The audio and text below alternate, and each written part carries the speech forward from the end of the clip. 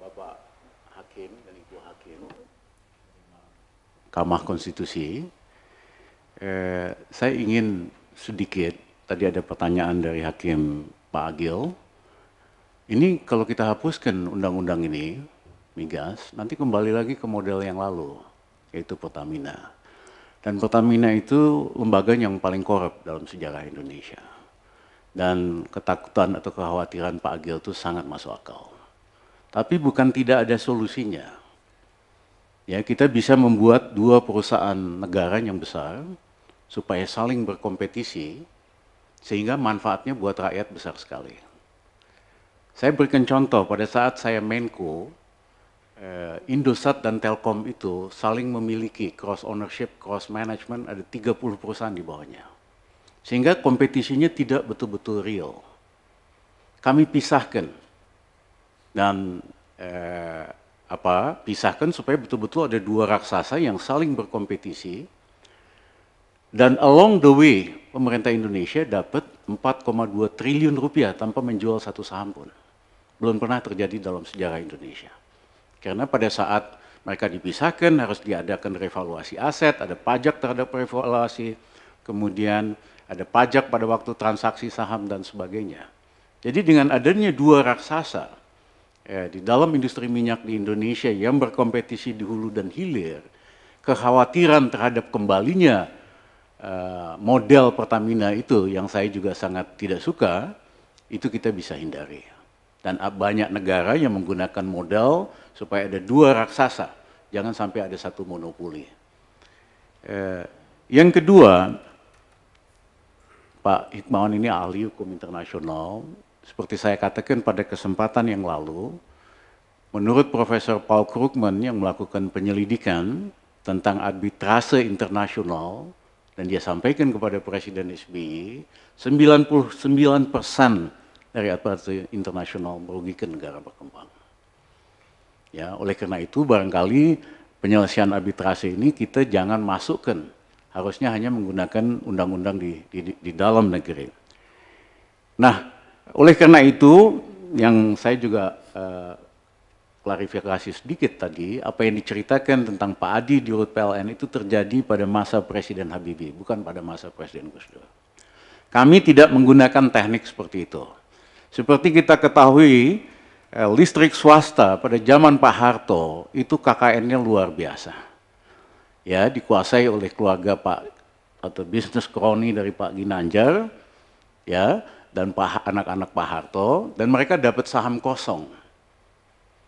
Ya, sehingga pada waktu itu tarif rata-rata internasional itu hanya 3,5 sen per kilowatt, mereka men-charge hampir 2 kalinya, 7 sen per kilowatt. Nah, pemerintah setelah itu sangat khawatir karena total beban hutang dari seperti ini itu merugikan PLN 80 miliar dolar. Kalau kita pakai cara hukum, apalagi arbitrase, pasti Indonesia kalah. Oleh karena itu yang kami lakukan adalah membocorkan bahwa multinasional melakukan korupsi, menyogok anak elit Orde Baru, atau kroni Orde Baru, sehingga rakyat Indonesia dirugikan. Karena kalau betul-betul kompetitif hanya 3,5 sen sampai 4 sen, kok bisa 7 sen? Karena saham kosong itu. Dan itu dibocorkan di halaman 1 Wall Street Journal, dibikin berseri, sehingga semua perusahaan multinasional ini takut. Mau nggak mau akhirnya datang buat negosiasi. Karena Wall Street sendiri pada waktu itu nyaris dituntut raksasa-raksasa ini. Dan semua itu ada backingnya. Python 1, backingnya yang lobbynya itu, semua listrik swasta besar yang masuk itu ada backingnya senator, menteri, bahkan presiden. Tapi begitu berita itu keluar di media internasional, bahwa kita, perusahaan multinasional itu double standard, mengajarkan kita good governance, mengajarkan kita transparansi, mereka sendiri nyogok kok dengan elit Orde Baru. Akhirnya semua mau bernegosiasi dan kita berhasil menurunkan beban PLN dari 80 miliar dolar menjadi 30 miliar dolar. Belum pernah juga terjadi dalam sejarah Indonesia. Ya. Nah, kalau kita gunakan prosedur hukum pada waktu itu, ya mohon maaf kita pasti kalah. Karena macam-macam lah soal keahlian dan negosiasi.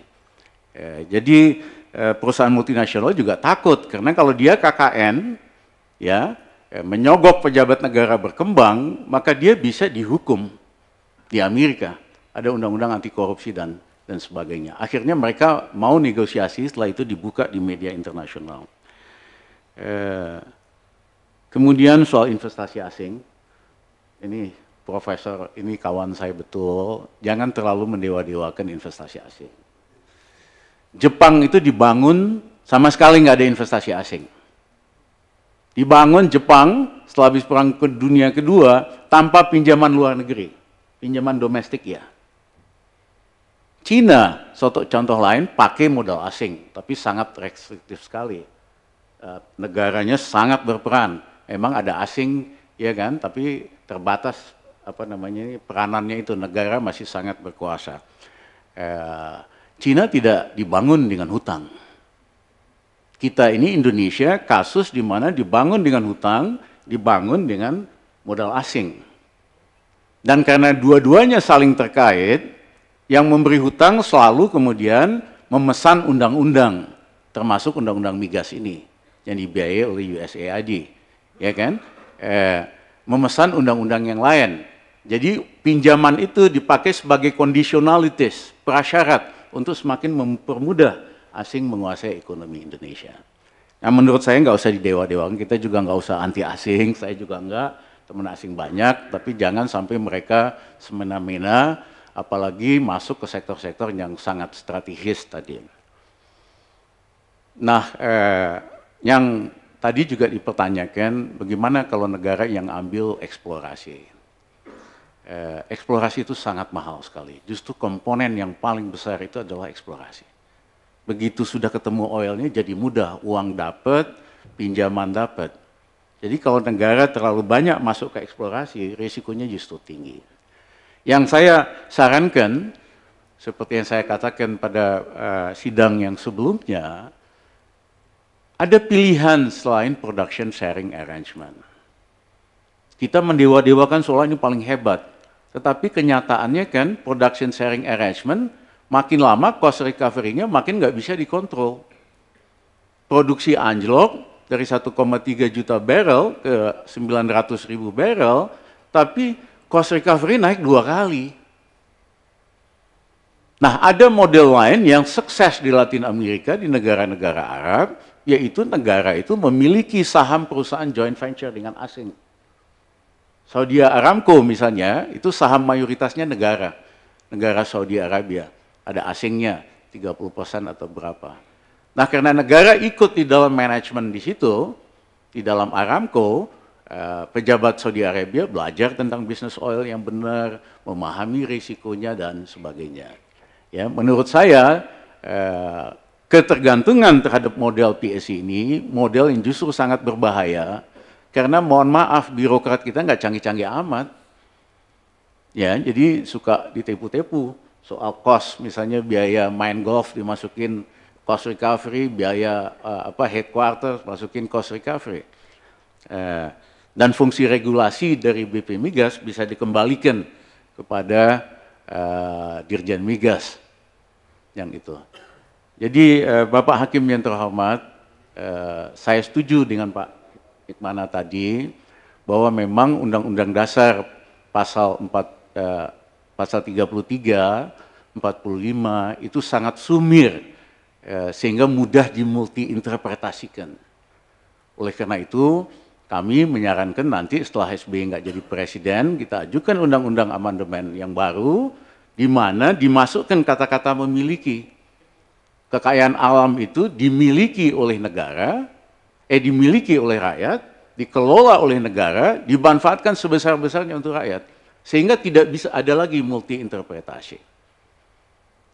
Dan ini dilakukan, Chavez waktu dia terpilih pertama kali, dia ganti undang-undang dasarnya, dia masukkan ini. Tetapi undang-undang yang jelas, karena kalau tidak, selalu kita katakan ini pemerintah cukup menguasai. Seperti yang dikatakan oleh mantan Dirjen Pak Rahmat Waluyo, kita kasih sama asing cuma ekonomi kait kok. Semuanya kita yang atur. Saya nggak nyangka Pak Rahman Wiloyo sedemikian tidak canggihnya. Karena yang ada nilainya itu justru economic right-nya. Kalau yang terjadi sekarang kan ini konsesi udah dibagi-bagi. Ratusan konsesi di dalam bidang batu bara, di bidang minyak. Asingnya nggak bikin apa-apa. Tapi mereka masukkan ke dalam kontingensi aset.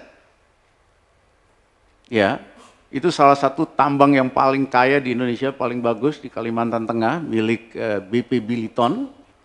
20 tahun dia nggak apa-apain. Kandungannya itu kalorinya untuk coal. Tetapi di asetnya dimasukkan kontingensi aset.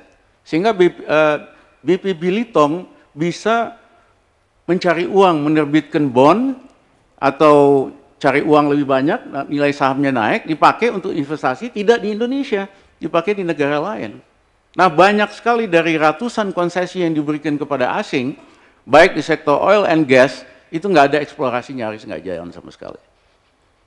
Kenapa? Karena memang birokrasi kita sangat lambat, ada macam-macam soal pajak. Tapi bottom line saya, karena kita nggak jelas soal memiliki itu tadi, ini yang kemudian dimanfaatkan oleh asing untuk memasukkannya sebagai aset mereka, dan mereka menerbitkan surat hutang atau mendapatkan kredit bank dari itu. Jadi Bapak Ibu, saya kembali mengusulkan atas nama teman-teman dari Muhammadiyah dan NU agar undang-undang BP Migas ini sepenuhnya dicabut, ya, ditetapkan undang-undang pengganti sementara, ya, kita restructure kembali undang-undang ini. Terima kasih. Wassalamualaikum warahmatullahi wabarakatuh.